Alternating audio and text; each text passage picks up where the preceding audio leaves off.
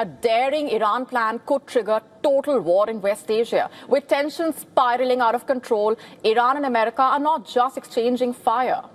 They are sending out strong signals, exchanging heated warnings. But what really is brewing behind the scenes? What will the next move be? What's in store for the region? And how far will the two sides go? A lot depends on these answers. A number of key questions are being raised. Is Iran planning to seize a US base? Will Iran kidnap American soldiers? A single move at this point could send tensions exploding, with the flames of uncertainty already engulfing the entire region. A former Iranian foreign minister has made an explosive call. He has called for a ground assault on a US military base in the region and the capture of 100 Americans. Who is also now a member of Iran's parliament and a former foreign minister of the country. According to Iranian media reportedly, this is what he said. My proposal is that we launch a ground attack on one of the US bases in the region. He goes on to say, capture 100 Americans and bring them to Iran. That's the statement, and it's explosive.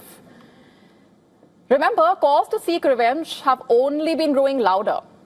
And the images we've been seeing have been as hard-hitting as they could be, as hard-hitting as they could be.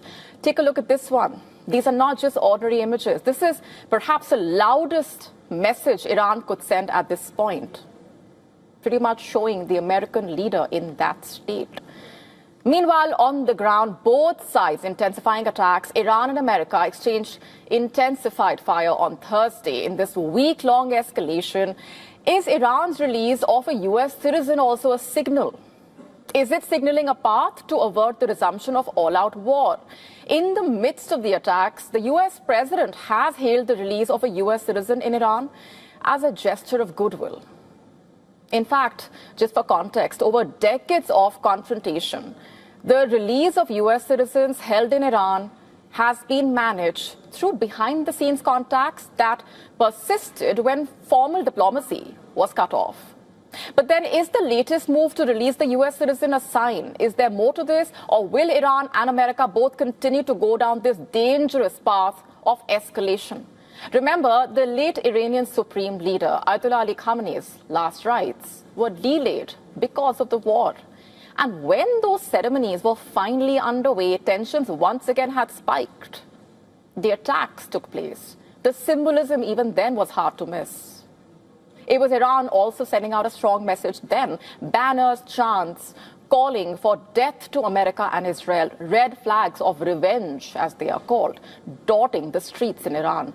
And that messaging then had only intensified. In fact, an Iranian lawmaker has criticized a parliamentary proposal titled Revenge Against Trump.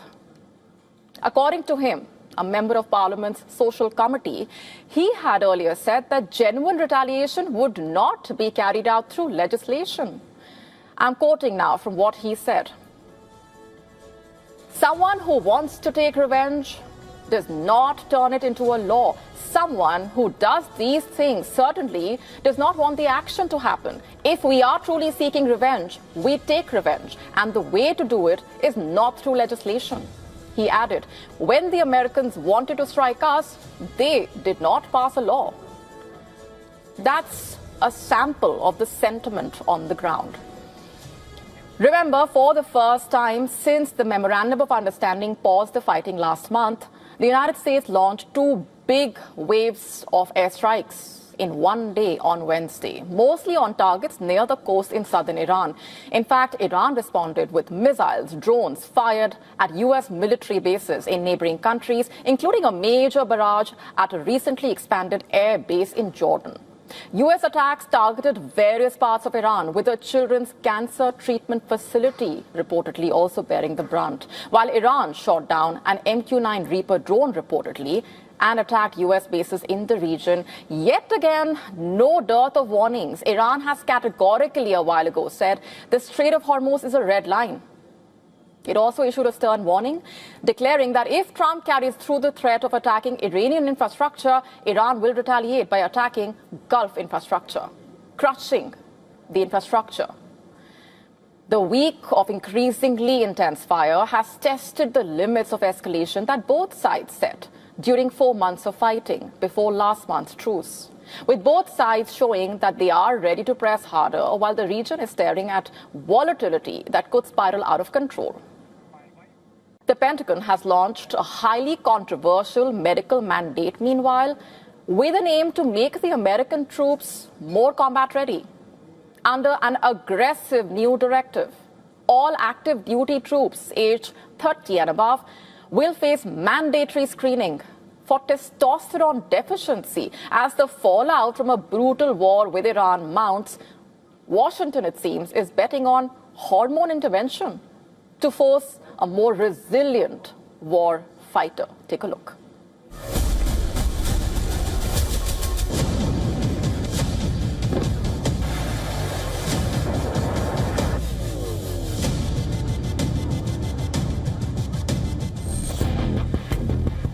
The next battle for the United States military may not be fought with missiles or fighter jets. It may be fought inside the human body.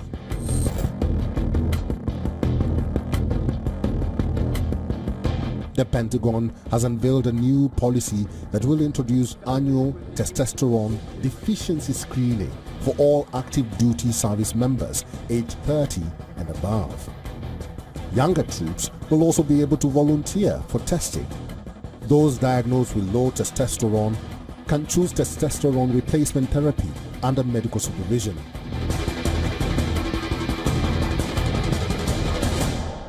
I'm authorizing a new screening program for testosterone deficiency for our service members, ensuring you have the right testosterone levels to operate at your absolute best. Because it's well-established science that as we age, testosterone levels often naturally drop.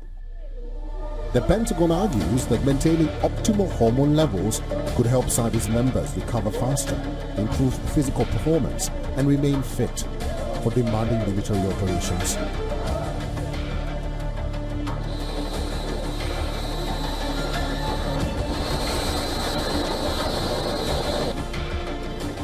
The timing is significant.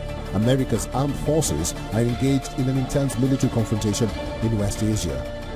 The US military recently disclosed that around 400 service members suffered traumatic brain injuries during the conflict with Iran, highlighting the invisible toll of modern warfare.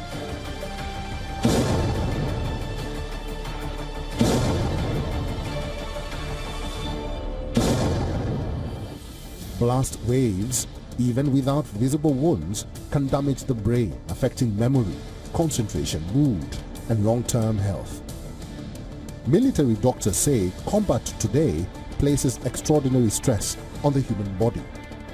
Repeated deployments, sleep deprivation, extreme physical exertion, and constant operational pressure can all contribute to hormonal changes, fatigue, and slower recovery.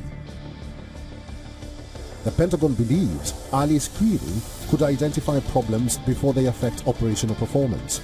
Supporters call it preventive medicine. Critics urge caution. Medical experts stress that testosterone therapy is not suitable for everyone. It carries potential risks and should only be prescribed after thorough evaluation and regular monitoring. They also argue that hormone treatment cannot replace fitness, nutrition, rest, and mental health care. Pentagon's latest move shows a broader shift inside the US military. Modern combat is no longer measured only by the power of tanks, missiles, and aircraft. It is increasingly measured by the endurance of the soldier, because in the wars of the future, the strongest weapon may not always be the one carried into battle. It may be the body carrying it. Bureau Report, WION, World is One. Meanwhile, Pakistan's ambitious drive to build a regulated cryptocurrency industry has hit a religious hurdle, it seems, after one of the country's leading Islamic seminaries ruled that cryptocurrencies cannot currently be considered valid wealth or a permissible means of payment under Islamic law? Let's just break it down for you. First of all, the ruling. It has basically prompted Pakistan's Virtual Assets Regulatory Authority to seek further guidance. Rather than abandon its crypto plans, reports suggest regulators have asked the Islamic scholars to distinguish between different types of digital assets instead of treating all cryptocurrencies as one category. And the move comes as Pakistan accelerates plans to license crypto exchanges, develop tokenized state assets, and expand the use of stable coins for cross-border payments. Crypto, remember, has also become a part of Islamabad's broader economic, diplomatic strategy to an extent, including cooperation with US-based blockchain firms. So this debate is extremely significant, and it also reflects a broader trend in a way across the Islamic world. Many Islamic scholars argue that cryptocurrencies backed by real assets can comply with Sharia principles because they represent ownership of tangible assets or enforceable claims. In fact, by contrast, highly speculative cryptocurrencies with no underlying asset remain controversial, with concerns that excessive uncertainty and speculation resemble gambling, which, remember, is prohibited under Islamic finance. And for now, crypto trading in Pakistan remains largely unaffected, but the religious ruling could also complicate wider adoption by banks as well as financial institutions.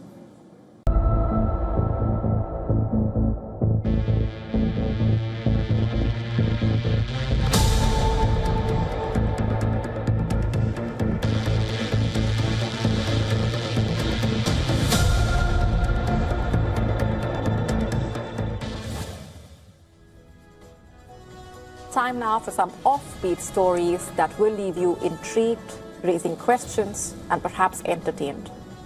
Here's a question. What if technology could give you one more chance to actually hear the voice of someone you loved? Getting you a chance to tell them everything perhaps you never got to say to them. Because of AI, that idea is no longer just imagination. More families are reportedly now using AI to create digital versions of loved ones who have passed away. These AI-powered ghosts learn from photos, videos, voice recordings, emails, social media posts to recreate the way a person looked, sounded, even responded in conversations. According to a CBS report, American researchers started exploring how technology could help people preserve memories in a more personal way. And their studies showed many people find comfort in talking to an AI version of someone they deeply miss. In a recent research paper, researchers at the University of Colorado, Boulder, studied how people reacted after interacting with AI versions of their loved ones. Participants shared memories, personality traits, stories about those they had lost. Researchers found many were surprised by how convincingly AI actually recreated familiar conversations using only limited information. Several private companies now offer these services reportedly, allowing users to chat with lifelike digital avatars that can answer questions in a familiar voice. Imagine that. But experts are also warning that these AI versions can sometimes generate responses that the real person never actually gave, also raising ethical concerns in a way. Researchers found that people preferred conversations that felt authentic, of course. Even a single unfamiliar nickname or phrase often broke that emotional connection. Experts also clarified, reportedly, that these AI versions are different from deep fakes as such. While deep fakes are created to try and mislead people, these digital memorials, as they are being called, are designed to help families cope with loss and preserve the cherished memories. And as AI reshapes the way we perhaps remember those we lost, it may offer grieving families a chance to feel close to the people they love. To stay up to speed with the latest news, download the WION app and subscribe to our YouTube channel.